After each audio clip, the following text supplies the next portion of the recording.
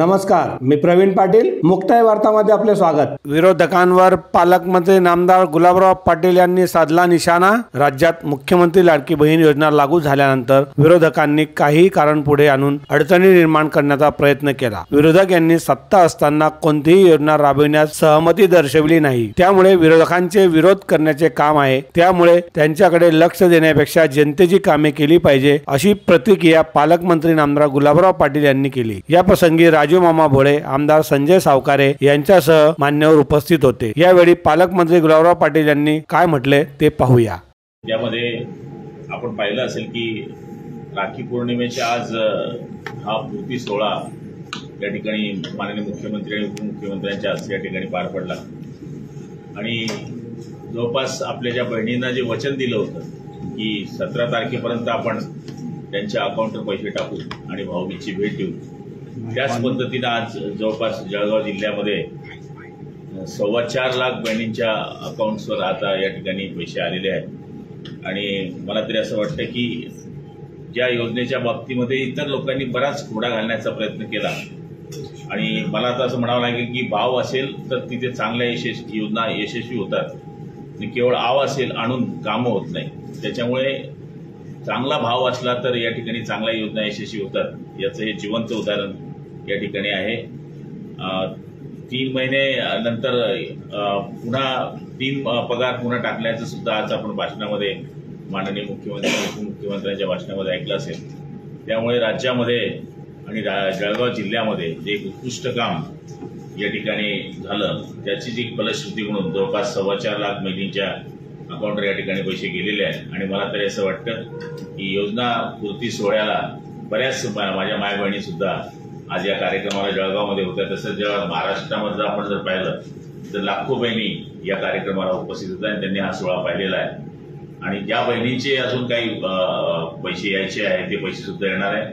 ज्यांचे फॉर्म्स भरायचे राहिलेले आहेत त्यांना सुद्धा पुढच्या टप्प्यामध्ये पैसे त्यांच्या अकाउंटवर पडतील एवढी खात्री आपल्याला या ठिकाणी सरकारने दिली. रिजेक्टच्या बाबतीमध्ये मॉडिफिकेशन करणार आहे आणि त्या महिलांना सुद्धा या ठिकाणी लाभ मिळेल. त्याबद्दल त्या महिलांनी निश्चित राहावं. आता धमकी दिलेली महिला इथे येणार आहे का कार्यक्रमाला? तर मात्र जळगावला आलेल्या महिलांना आम्ही धमकी दिली होती असं म्हणायला हरकत नाही.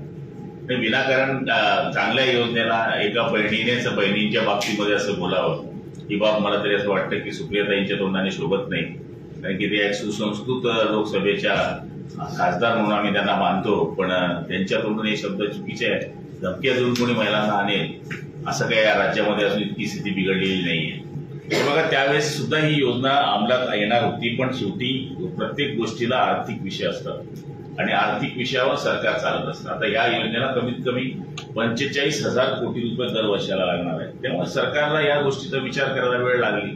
लोकसभेच्या वेळेस केलं असतं तर असं म्हणलं असतं की तुम्ही लोकसभेला बहिणीला पटवण्याकरता ही योजना केली, आता लोकसभा झाल्यानंतर आम्ही ही योजना करतोय तर आता तुम्ही लाडक्या बहिणीची व लोकसभेनंतर तुम्हाला आठवण आली. हे विरोधकाचं कामच आहे. केली तर का केली, नाही केली तर का नाही केली. त्यामुळे आम्ही या गोष्टीला आमच्या नेत्यांनी आम्हाला सांगितलंय की या गोष्टींकडे लक्ष देऊ नका. तुम्ही फक्त जनतेची चांगली कामं करा, विकास कामं करा, लोकांची हितांची कामं करा. त्या पद्धतीने हे कामं होत आहेत. देवेंद्रजींचं भाषण जर तुम्ही जळगावमध्ये ऐकलं असेल तर त्यांनी आपल्याच पक्षाच्या आमदाराच्या बाबतीत सुद्धा स्ट्रिक्ट बोलले. याचं कोणतेही आमदार बोलत असेल तर मी खपवून घेणार नाही, असं कुठलंच होऊ शकत नाही. हे काहीतरी भाषणामध्ये बोलावं आणि चुकीच्या पद्धतीने लोक जातील आणि काहीतरी त्यांच्यामध्ये संभ्रम निर्माण करावा. आता एक संभ्रम या जळगाव जिल्ह्यामध्ये काय महाराष्ट्रात झाला, पैसे काढून घ्या आणि पैसे वापस जाणार आहे. अहो, जसं कोरोनामध्ये बँकेला लाईन होती तशा पद्धतीची लाईन बँकेमध्ये आत होती. म्हणजे तुम्ही दिलेल्या महिलांना तुम्ही वेड्यामध्ये काढताय, त्यांना बिचारींना काम धंदे बुडवून तुम्ही लाईनीमध्ये उभं करताय. हे पाप आहे, हे पाप आहे.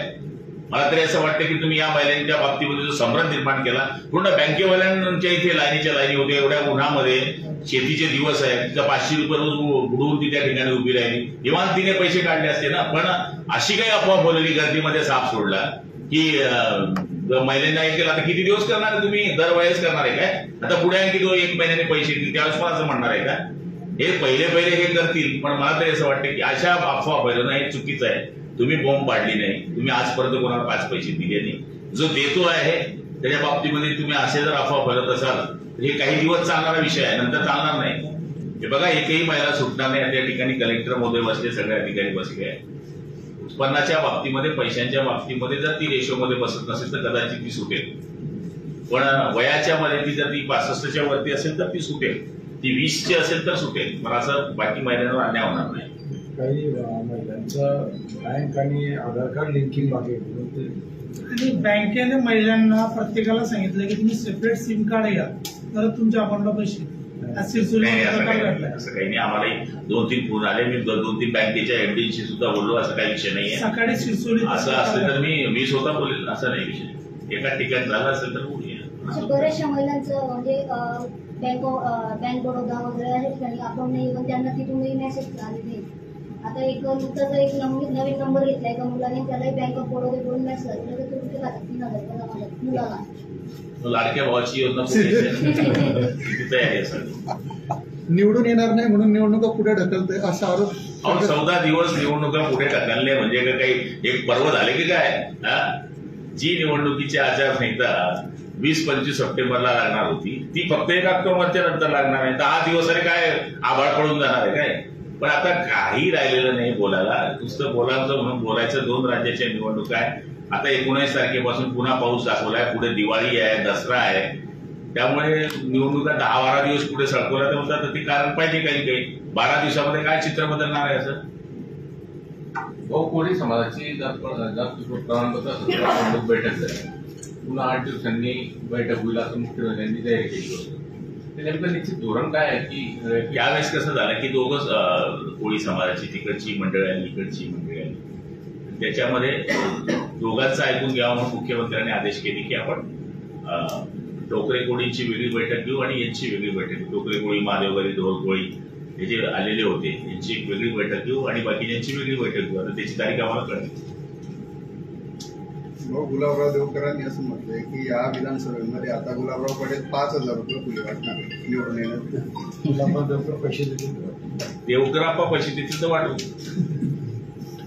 जो देवकर आप्पाने आरोप केला आहे की गुलाबराव पाटलांनी जे नाभिक समाजाला किट वाटप केले ते 300 रुपयाप्रमाणे किट दिलेलं. मी वाटलं तर नाही, तुम्ही वस्तारा तर दिला काय आजपर्यंत? मी वाटलं नाही. त्यांनी एक अजून भाषणात आरोप केला की गुलाबराव पाटलांना गेल्या 20 वर्षात म्हणजे आधीचे 10 वर्ष आणि आताच्या 10 वर्षात कधीही पंढरपूरची वारी आठवली नाही.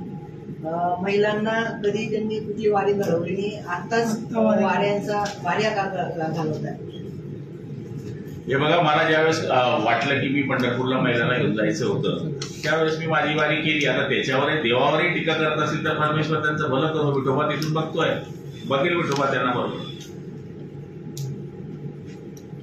उन्मेष पाटलांनी काल ट्रॅक्टर मोर्चा काढला होता चाळीसगावला. त्यांनी असं म्हटलं की नारबारच्या नारबार आता सीएम डेप्युटी सीएम बोलले की राज्यपालाकडून मी मान्यता मिळवली. देवेंद्र भाऊ बोलले मान्यता मिळवली.